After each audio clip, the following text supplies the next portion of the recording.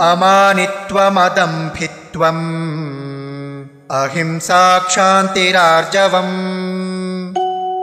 आचार्योपासनं शौचम् स्थैर्यमात्मविनिग्रहः।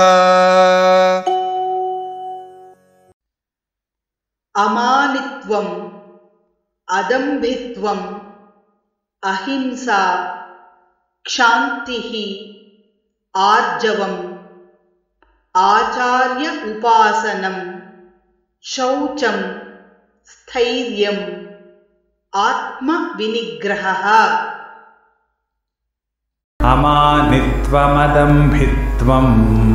अमानित्वमदम्भित्वम् अहिंसा क्षान्तिरार्जवम्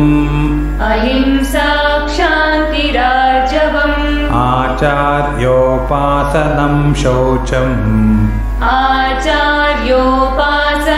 शौचम् स्थैर्यमात्मविनिग्रहः।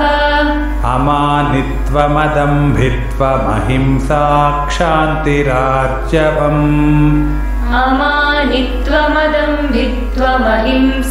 क्षान्तिरार्जवम् आचार्योपासनं शौचं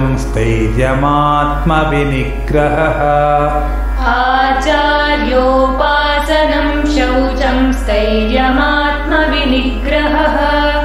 अमानित्वमदम्भित्वमहिंसा क्षान्तिरार्जवम् आचार्योपासनं शौचं स्थैर्यमात्मविनिग्रहः। अमानित्वमदम्भित्वमहिंसा क्षान्तिरार्जवम् आचार्योपासनं शौचं स्थैर्यमात्मविनिग्रहः।